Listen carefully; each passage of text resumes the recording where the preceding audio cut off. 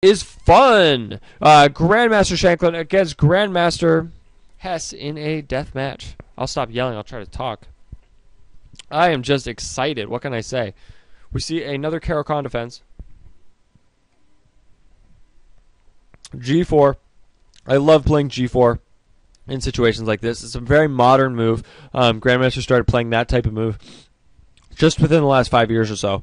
And the idea is to attack that knight, force it to go back to like G8, and H6 was played just to prevent, just so that the knight could go to H5.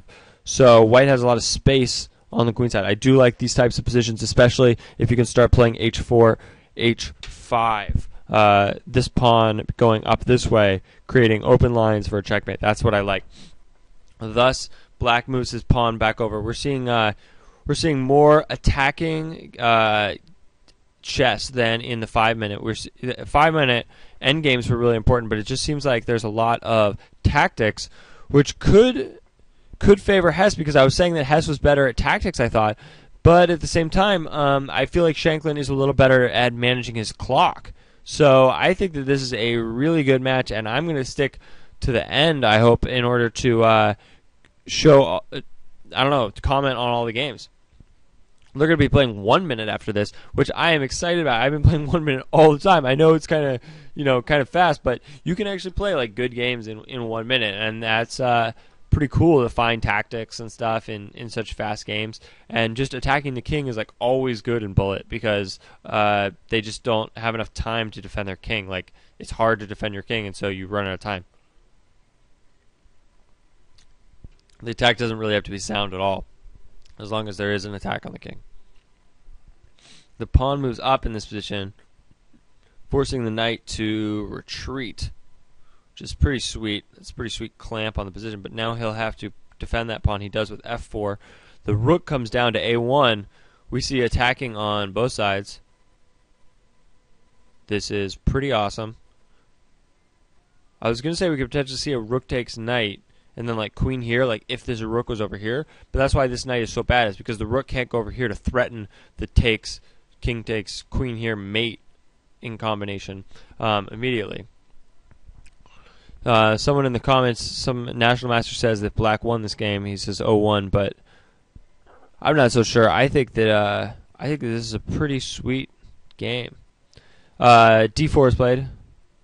The queen could take, but then it's trapped. No, it's not trapped. Like, because I was thinking like bishop here, but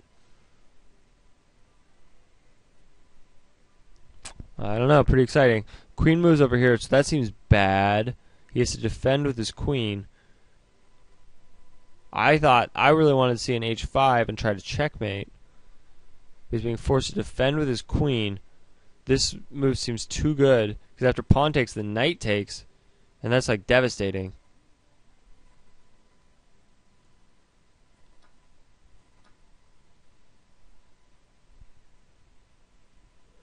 The knight is pinned, however, but it's check. So he has to take.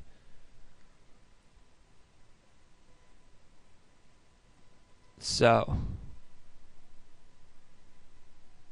rook come to d3. No, he decides to play h5, saying that the coast is clear. I don't know. I'm pretty scared about the knight coming to this center square. It looks, and then pawn up and stuff. It looks a lot like checkmate. If the knight gets to this square, oh no, the rook could take the knight. I'm so bad. I'm sorry, guys. So yeah, that gives away an exchange. That's fine. So that could be good for black, but there's pretty important things going on right here, because this is a huge pawn break. Bishop just took a pawn, and now another pawn is taken. The black king has become very exposed, but the rook has to go up to defend against the bishop. Black is definitely better here, but this is pretty significant, pretty dangerous. Here's another check. He's going to be able to take the bishop. King moves up. He could just take the bishop. No, he decides to check. He wants to take more material with check. Yeah, he's gonna have to play it down and then take the bishop with check. That's pretty good. So another chess deathmatch game. Grandmaster Hess against Grandmaster Shankland. This is Portland Chess Shop. Thanks for watching, everybody. And we see black Fianchetto over here, and white just taking the center pretty confidently, but also not overextending. So the knights have just been exchanged, and the bishop pair for both players. The bishop c4 is pretty good. Bishop comes back. Seems like a modest position. Now the bishop is basically confined to this diagonal, but it is a good diagonal. So now this bishop is attacked by the knight, and he decides to castle. I don't know, it seems like black's position is fine here. Seems like he's equalized. He can take here. I mean, maybe not equalized, because I guess this pawn on d4 is pretty good. And this bishop doesn't have too many squares. It only really has f5, but f5 it's only attacking this square, which is defended. And at any point, like a g4, g5 could be played as a tactic. The queen decides to come here. Yeah, attacking b2. That makes some sense to me. So c3 is played. Just defending this whole diagonal. So now the queen defends here, but also these pawns defend each other. Rook comes to the open file. Not open, but the potentially open file. The half-open file. That's what it is, right? Because it's half open because you don't have a pawn on it, but there's a pawn. Your opponent has a pawn on it.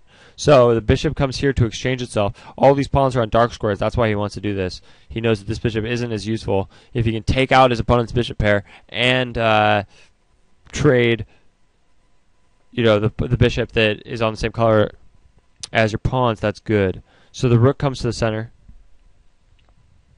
White has completed his development. I'm a fan of doing this.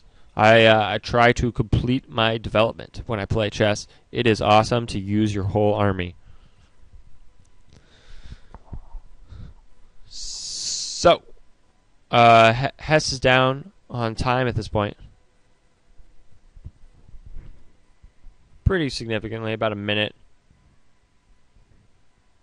But he seems to be in a long think. Like, Hess uses a lot of time on individual moves, which I really think is part of it, a disadvantage. Now he's way down on time.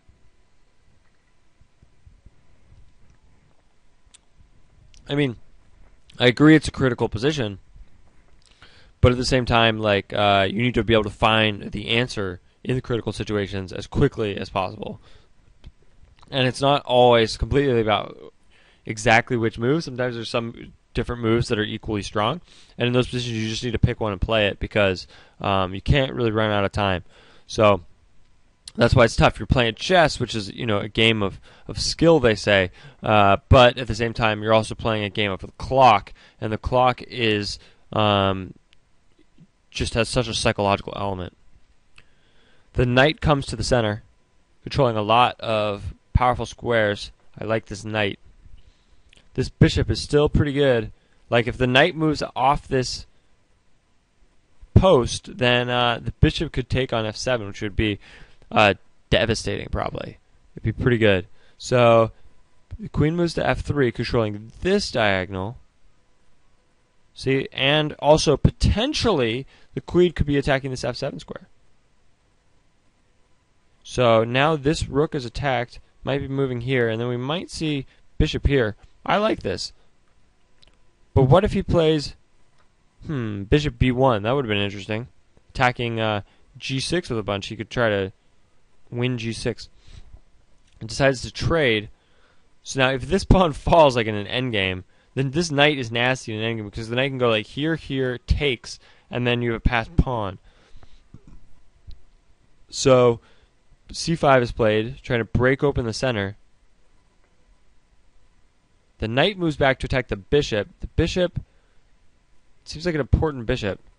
He decides to try to trade the bishops, creating doubled pawns, which is an unusual decision. The rook comes down here to attack that pawn. We could see the pawn go up one square, but then even this square is weak. No, you can't play that because then the knight falls.